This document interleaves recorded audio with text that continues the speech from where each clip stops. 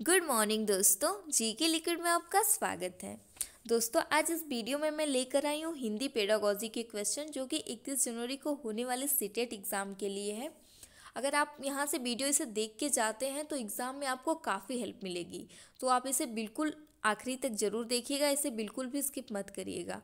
और अगर आप लोग चैनल पर नए हैं तो इसे सब्सक्राइब करके बेल आइकन को प्रेस कर लीजिएगा। चलिए शुरू करते हैं और देखते हैं आज के पेडागोजी का पहला क्वेश्चन। पहला प्रश्न है कि एक बहुसांस्कृतिक पृष्ठभूमि वाली कक्षा में भाषा सीखने के बारे में कौन सा विचार उचित है। दोस्तों, इसमें पूछा है कि एक बहुसांस्कृतिक पृष्ठभूमि वाली कक्षा है तो उसमें भाषा सीखने के बारे में कौन सा विचार जो है वो उचित होगा। पहला ऑप्शन है बच्चों में भाषा सीखने की क्षमता जो है बलपूर्वक विकसित की करनी होती है। ये बिल्कुल गलत है। ये जो बलपूर्वक है ये निगेटिव सेंस दे रहा है, किसी बच्चे को हम जबरदस्ती नहीं करेंगे सीखने के लिए। दूसरा है अधिकाधिक पुस्तकों का निर्माण किया जाए, ये भी बिल्कुल गलत है। तीसरा है भाषा सिखाने के लिए व्याकरणिक नियमों का और अधिकाधिक प्रयोग होना चाहिए। इसमें दिया है कि भाषा सीखने के लिए व्याकरण नियमों का और अधिक से अधिक प्रयोग होना चाहिए, जो कि बिल्कुल गलत है। जब बच्चा छोटा होगा तो उसे तुरंत व्याकरण का ज्ञान थोड़ी ना हो जाएगा, पहले वो अक्षरों को सीखेगा, उन्हें जानेगा, तब तो बाद में उसे व्याकरण का ज्ञान होगा। तो ये भी बिल्कुल गलत है। और चौथा ऑप्शन दिया है कि भाषा परिवेश का निर्माण किया जाए ताकि भाषा अर्जन की सहज स्थिति बन सके। तो इस क्वेश्चन का राइट ऑप्शन जाएगा ऑप्शन नंबर डी के साथ, यानी कि भाषा परिवेश का निर्माण किया जाए ताकि भाषा अर्जन की सहज स्थिति बन सके। अगला प्रश्न है सीखा ने पाठ को पढ़ते हुए जीवन को जिंदगी पढ़ा। सीखा ने पाठ को पढ़ाते हुए जीवन को जिंदगी पढ़ा, यह किस ओर संकेत करता है कि वह अक्षर पहचान की बजाय अर्थ को समझते हुए पढ़ रही है। दूसरा है उसे अक्षर की पहचान में भ्रम हो जाता है। तीसरा है उसे केवल पठन अभ्यास की बहुत आवश्यकता है। चौथा है सीखा ध्यान से नहीं पढ़ती है। तो इस क्वेश्चन का राइट ऑप्शन जाएगा ऑप्शन नंबर ए के साथ, यानी कि वह अक्षर पहचान की बजाय जो है उसके अर्थ को समझते हुए पढ़ रही है, इसीलिए उसने जीवन को जिंदगी पढ़ा।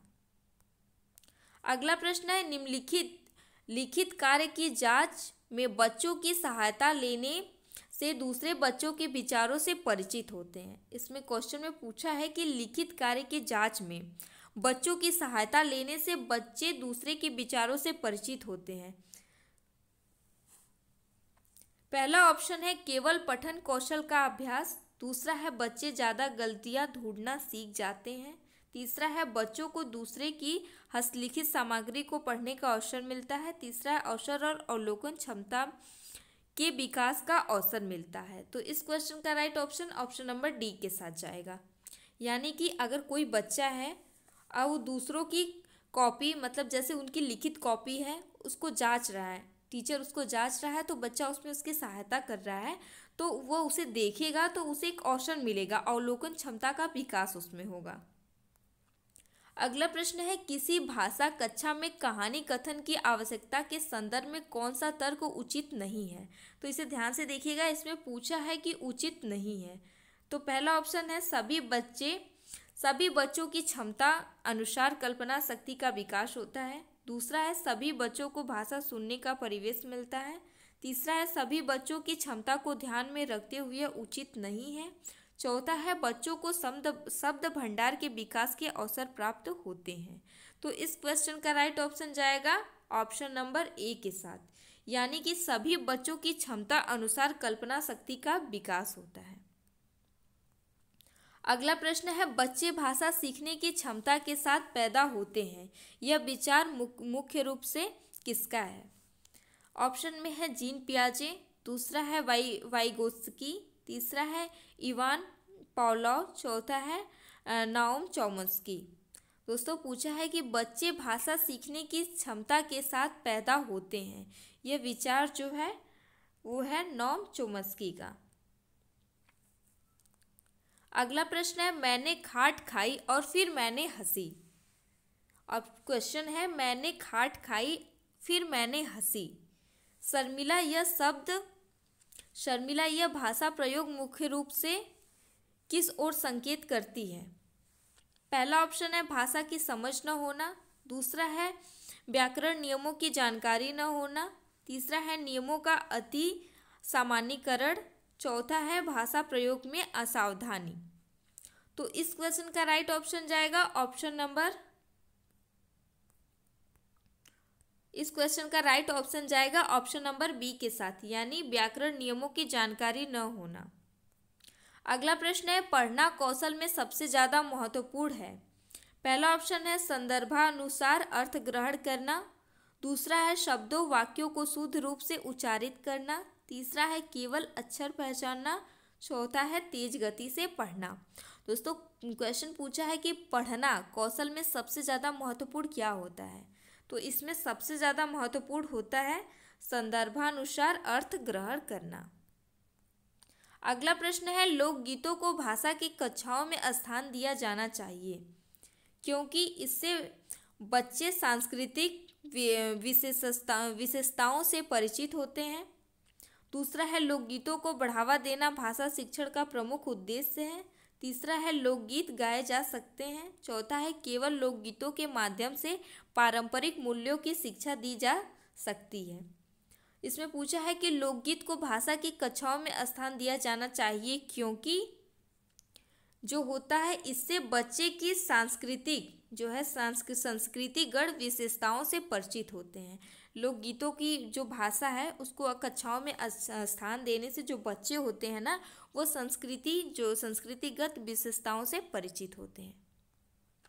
अगला प्रश्न है पाठ पढ़कर बच्चों से प्रश्न बनवाने से क्या लाभ होता है। क्वेश्चन में पूछा है कि पाठ पढ़कर बच्चों से प्रश्न बनवाने से क्या लाभ होता है। पहला ऑप्शन है प्रश्न बनाने की आदत का विकास होता है, दूसरा है इस बात का पता चलता है कि बच्चे प्रश्नवाचक शब्दों से परिचित हैं या नहीं, तीसरा ऑप्शन है शिक्षक को यह जानने का अवसर मिलता है कि बच्चे ने पाठ को कितनी गहराई से समझा है, चौथा है कक्षा कार्य की अच्छी युक्ति पूरी होती है। दोस्तों इसमें क्वेश्चन जो है सभी सही दिख रहे हैं लेकिन जो सबसे बेस्ट आंसर है वो है ऑप्शन नंबर सी, यानी कि शिक्षक को यह जानने का अवसर मिलता है।